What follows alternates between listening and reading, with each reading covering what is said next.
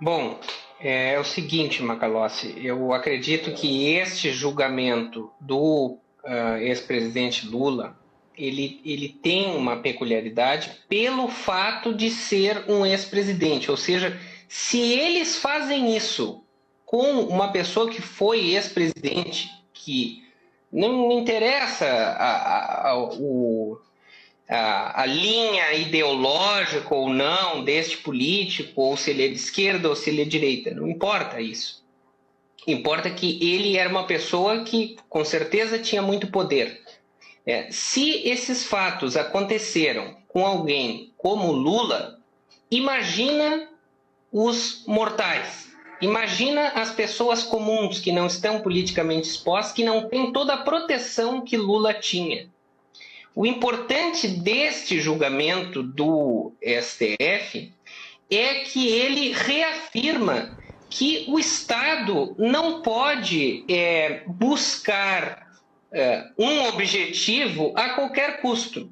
O Estado tem que se submeter a regras e os agentes públicos têm que se submeter a essas regras. O próprio Sérgio Moro, na sentença que condenou Lula, disse lá, citou aquela frase, né? Não importa o quão alto você esteja, a lei ainda está acima de você.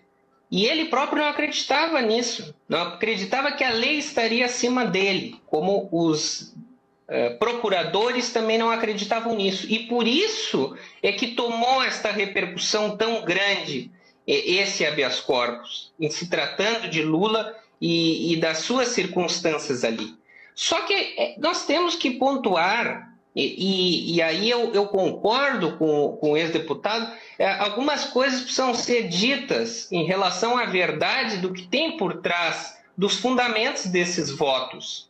Porque os ministros que negaram, eles não conheceram do habeas corpus, eles entenderam que esta medida não era cabível para discutir o que a defesa queria. Os demais ministros, eles entraram no mérito das questões. E aí foram vários pontos que levaram à conclusão da suspeição do juiz Sérgio Moro, do então juiz Sérgio Moro.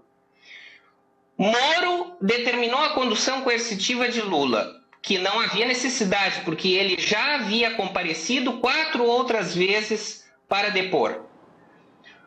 Moro determinou a quebra de sigilo de todo o escritório que defendia Sérgio Moro, dos advogados e dos familiares de Sérgio Moro, de Lula, antes de qualquer investigação prévia.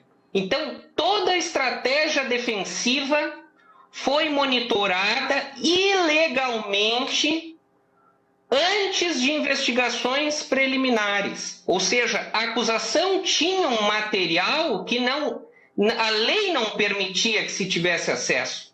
E o juiz sabia disso e autorizou isso. Isso é muito grave, isso é de uma gravidade para outros países civilizados que é inimaginável, inquestionável o crime que foi praticado quando os advogados são interceptados. Isso é o segundo ponto importante.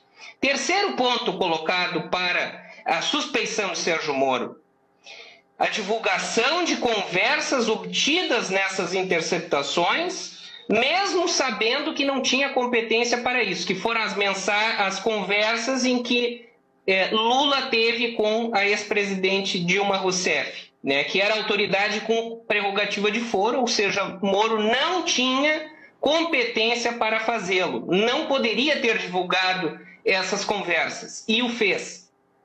O fez porque Lula havia sido nomeado ministro da Casa Civil e ele tinha um interesse pessoal de prejudicar esta nomeação. Não me interessa se a nomeação ia ser boa ou ruim, ou se estava correta ou não. Interessa aqui para nós é avaliar a posição do juiz que iria julgar este cidadão. Quarto ponto: mesmo sem jurisdição, porque Sérgio Moro estava de férias, imaginem isso, imaginem a loucura em outros países, os juristas não entendem como isso é possível no Brasil. Sérgio Moro de férias intervém para que Lula não seja solto num habeas corpus, numa liminar de habeas corpus, que certa ou errada não importa, Moro não tinha não tinha atribuição legal de intervir no cumprimento ou não desta ordem, e ele retorna das suas férias para impedir, porque ele tinha interesse pessoal que Lula continuasse preso. Vejam o quão grave é isso. O quão grave é isso, independente se Rogério Favreto estava certo ou não em conceder a medida. A verdade é que ele estava acima de Moro, ele tinha uma posição acima. Então, Moro não poderia ter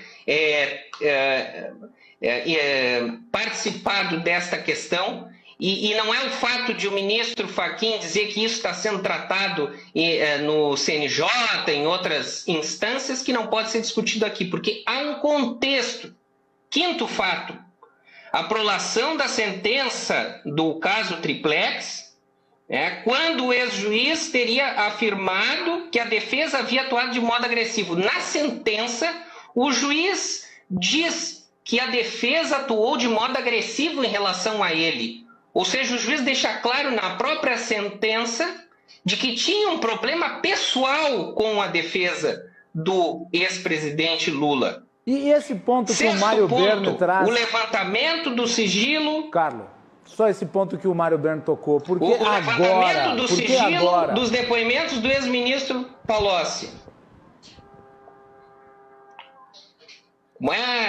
Macalossi, desculpe.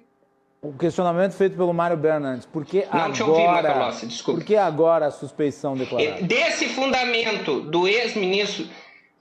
Por que agora? Porque todos estes fatores, mais esse que eu iria colocar da revelação do depoimento do Antônio Palocci, antes da eleição, e por último, que foi a coroa, a cereja do bolo, aceitar a nomeação como ministro da Justiça. Então, são muitos fatores. Por que agora? Porque estes fatos foram se avolumando e surgiu uma outra situação que nem é mencionada com toda esta ênfase que se dá, que são as mensagens que deixam absolutamente claro que o juiz orientava os acusadores. Isso é o mais grave. Entretanto, pode-se discutir, eu acho extremamente legítima a discussão de que as mensagens foram obtidas de forma ilegal, e isso não há dúvida de que foram. Tá? Aí existe toda aquela discussão se a defesa pode usar em favor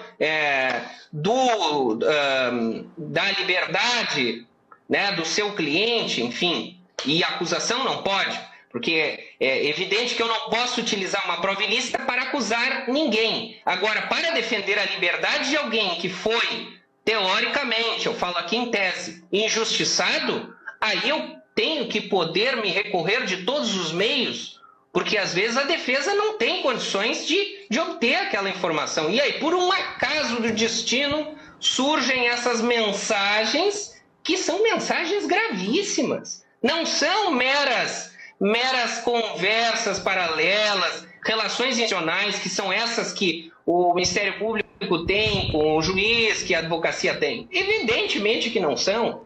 São conversas em que o juiz claramente orienta os procuradores sobre como atuar. Isso é muito grave, porque isso revela que ele tinha um interesse por trás da condução da própria acusação, porque ele não fez isso com as defesas. E se o tivesse feito, seria tão grave quanto. Então, a faca corta para os dois lados. A faca tem que cortar para os dois lados. Isso é Estado democrático de direito. E é isso que está em jogo aqui. Não é Lula, não é esquerda ou direita, não é o PT. Isso não foi um julgamento político. Isso foi um julgamento sobre as regras do jogo, que se não valem para alguém que foi ex-presidente, para quem elas vão valer? Esta que é a questão que nós temos que nos perguntar. E como cidadãos brasileiros, como eu sempre disse desde o início, a Lava Jato tinha que dar o exemplo. E quem colocou a Lava Jato no lixo, se é que pode-se dizer isso, foi Moro e Dallagnol, e não o Judiciário. O Judiciário apenas reconheceu a validade da lei. Vou voltar depois.